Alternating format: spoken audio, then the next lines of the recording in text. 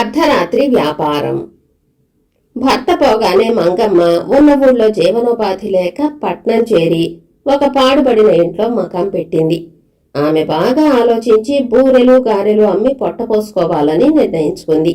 అందుకని ఆమె ఉన్న కొద్ది డబ్బుతో అవసరమైన వస్తువులన్నీ తెచ్చుకుని చీకటి పడగానే నడుం వాల్చింది. ఆమె ఉద్దేశం వేకువజామునే లేచి గారెలు బూరెలు వేసి వెలుగు రాగానే వీధి అరుగు మీద కూర్చుని వాటిని అమ్ముకోవాలని. ఒక రాత్రి వేళ పక్క ఇంటి కోడి పిల్లిని చూసి ఒక కోత కూసి ఊరుకుంది. కోడి కోత విని మంగమ్మ కంగారుగా లేచి తెల్లవారబోతున్నదనుకుని నడుం బిగించి పిండి రుబ్బి పెట్టుకుని పెరట్లోనే పొయ్యి అమర్చి దాని కింద చితుకులు మంట చేసి బూరెల మూకుడులో బూరెలు వేయించసాగింది. దోరగా వేగిన బూరెలు కమ్మగా వాసన పట్టసాగాయి. ఏమమ్మాయి, కొత్తగా మొదలు పెట్టినట్టున్నావే వ్యాపారం అంటూ ఒక ముసలి మనిషి అక్కడికి వచ్చాడు. అవును బాబు, వేడి వేడి బూరెలు రుచి చూస్తారా అంటూ మంగమ్మ కొయ్య చెక్క వాల్చి ఆ ముసలివాడికి 4 బూరెలు పెట్టింది. ఆ మనిషి బూరెలు తింటూ ఉండగానే మరి 4 వచ్చారు. అందరూ కలిసి బూరెలన్నీ తినేశారు. గారెలు వేసే ముందు మరి 4 వచ్చారు. అందరూ కలిసి గారెలన్నీ తినేసి, మంచి వ్యాపారం మొదలు పెట్టావమ్మా, రోజు ఇలాగే గారెలు బూరెలు వెయ్యి, రోజు ఈ వేళకు నిద్ర పట్టక అవస్థ పడుతూ ఉంటాము, ఏదో కాలక్షేపంగా తినిపోతాము అన్నారు. వాళ్ళు అందరూ ముసలి వాళ్లే, ఇంచుమించు ఒక వయసు వాళ్లే. ఒక పంగనామాల వాడు మంగమ్మతో, రేపు గోధుమ రొట్టెలు కోడి కూర చెయ్యి, ఈ సంగతి నలుగురికి చెప్పకు సుమా అన్నాడు. మంగమ్మ నవ్వుకున్నది. బహిరంగంగా తినకూడనివి తినటానికి వాళ్ళు రహస్యంగా వస్తారని గ్రహించింది. ఎంత మాట బాబు, నాకా మాత్రం తెలీదా, అలాగే చేస్తాను అన్నదామె అతనితో. గారెలు బూరెలు తిన్న వాళ్ళందరూ ఎవరి చేతికి వచ్చినంత డబ్బు వారు మంగమ్మకిచ్చి వెళ్లిపోయారు. ఆ డబ్బు లెక్క చూసుకుంటే ఆమె అనుకున్న దానికి 10 ఉన్నది. ఆమె ఆశ్చర్యపోయి తాను ఆరంభించిన బేరం లాభసాటిగా ఉన్నందుకు సంతోషించింది. తర్వాత ఎంతోసేపటికి గాని తూర్పు తెల్లవారలేదు. తాను అర్ధరాత్రి వేళ లేచి ఉండాలని మంగమ్మ గ్రహించి రోజూ ఆ వేళకే లేవటానికి నిశ్చయించుకుంది. మర్నాడు ఆమె కొంత డబ్బు ఖర్చు పెట్టి 2 కోళ్లు కొని అర్ధరాత్రి వేళకు గోధుమ రొట్టెలు కోడి కూర చేసింది. కిందటి రోజు వచ్చిన వాళ్ళందరూ వచ్చి రొట్టెలు కూర తిని డబ్బులిచ్చి వెళ్లిపోయారు.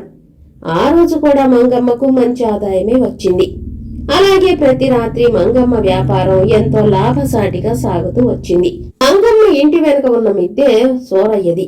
అతను డబ్బు కోసం గడ్డి తినే రకం. ఒక రాత్రి అతనికి నిద్ర పట్టలేదు. ఎక్కడి నుంచో కమ్మటి వాసన వస్తున్నది. అది ఎక్కడి నుంచి వస్తుందో చూడటానికి తన ఇంటి మిద్దె మీదికి వెళ్లాడు. పక్క పెరడులో మంగమ్మ ఒంటరిగా కూర్చుని పొయ్యి మీద కోడి కూర వండుతో కనిపించింది. సోరయ్య కుతూహలంగా చూడసాగాడు. అతను చూస్తూ ఉండగానే పెరడంతా జనంతో నిండిపోయింది. మంగమ్మ అందరికీ వడ్డించి వాళ్ళిచ్చిన డబ్బులు పుచ్చుకుంది. అంతా వెళ్లిపోయాక ఆ డబ్బులన్నీ నేల మీద పోసి లెక్క పెట్టుకున్నది. అంత డబ్బు ఒక్కసారి చూడగానే సోరయ్యకి కళ్ళు చెదిరాయి. ఒక్క రోజుకి ఎంత డబ్బా! నీచు తినకూడని వాళ్లంతా ఈమె దగ్గర చేరి రహస్యంగా అన్నీ తినేస్తున్నారు, అందుకే అలా డబ్బు కుమ్మరించిపోతున్నారు అని సోరయ్య అసూయగా అనుకున్నాడు. మంగమ్మను ఆ ఇంటి నుంచి తరిమేసి ఆమె వ్యాపారం తనది చేసుకోవాలని అతనికి ఆశ పుట్టింది. మర్నాడు మధ్యాహ్నం సోరయ్య మంగమ్మ ఇంటికి వచ్చాడు. వంటింటిలో కొంగు పరుచుకుని పడుకుని ఉన్న మంగమ్మ సోరయ్యను చూసి లేచి కూర్చుంది. సోరయ్య వస్తూనే, పాపం నువ్వు చూస్తే నిక్షేపంలా ఉన్నావు, నీకిదేం కర్మ అన్నాడు జాలి పడుతున్నట్టుగా. ఆ మాటలేమీ అర్థం కాక మంగమ్మ సోరయ్య కేసి అయోమయంగానూ భయంగానూ చూసింది. అదుగో, అప్పుడే నీకు వెర్రి చూపు వచ్చేసింది. అవును మరి, పిశాచాలకు వండి వడ్డిస్తే ఏమవుతుంది అన్నాడు సోరయ్య. అప్పటికీ మంగమ్మకు ఆయన మాటలు అర్థం కాలేదు. నీ మోహం చూస్తేనే తెలిసిపోతోంది పిశాచాల గాలి సోకిందని. అర్ధరాత్రి వచ్చే వాళ్లకు నువ్వు కోరినవి వండి పెట్టడం లేదు అన్నాడు సోరయ్య. మంగమ్మకు సోరయ్య మాట అర్థమయ్యింది.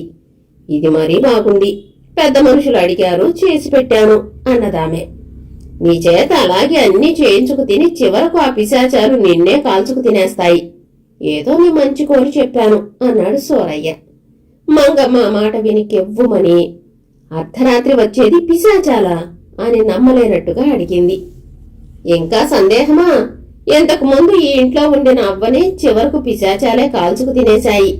ముందే జాగ్రత్త పడి ఎక్కడికైనా పారిపో అని సూరయ్య మంగమ్మను హడలు కొట్టేశాడు. మంగమ్మ అప్పటికప్పుడే మూటాముల్లే సర్దుకుని మరో ఊరు పోతున్నానని సూరయ్యకు చెప్పి వెళ్ళిపోయింది. సూరయ్య సంతోషంగా తన ఇంటికి తిరిగి వచ్చి జరిగినదంతా తన భార్యకు చెప్పి, ఇవాళ రాత్రి నుంచి మంగమ్మ స్థానంలో నువ్వు కూర్చో, కనక వర్షం కురుస్తుంది అని చెప్పాడు. అమ్మో, నేను కూర్చోను. ఆ మంగమ్మ దేవాంతకురాలు. ఆమె అంత తేలిగ్గా వెళ్ళిపోదు. వేళకు తిరిగి వచ్చి ఏదో గొడవ చేస్తుంది. కావాలంటే నువ్వే కూర్చో, చూస్తూ ఉండు. ఆ వేళకు వచ్చి మంగమ్మ నలుగురిని పిలిచి రచ్చ చేయకపోతే అన్నది సూరయ్య భార్య. అర్ధరాత్రి వేళ సూరయ్య బూరెలు వేయిస్తూ మంగమ్మ స్థానంలో కూర్చున్నాడు. కాసేపటికి ముసలి వాళ్ళందరూ బిలబిలమంటూ వచ్చి, ఒరే అబ్బి, ఇక్కడ ఉండే ఆడమనిషి ఎక్కడికి వెళ్ళింది అని అడిగారు. పెళ్లి చేసుకుని చక్కా పోయింది. మీకు ఇబ్బంది లేకుండా మీ పని నేను చేస్తున్నాను కదా అన్నాడు సూరయ్య బూరెలు మొదటి వాయి తీస్తూ.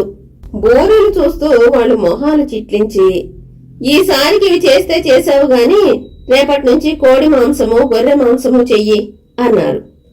భార్య చెప్పినట్టుగా మంగమ్మ ఎక్కడ వస్తుందో అని భయపడుతున్న సూరయ్య, ముందు డబ్బిచ్చి మరీ తినండి, లేకపోతే చీకటి చాటున మోసం చేసిపోయినా దిక్కులేదు అని వాళ్లతో అన్నాడు.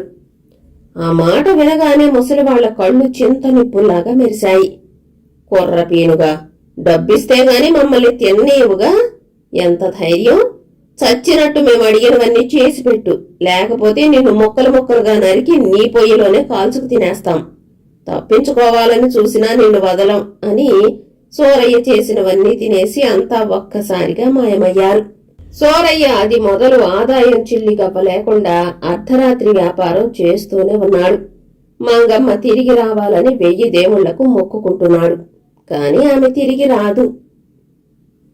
కథ సమాప్తం.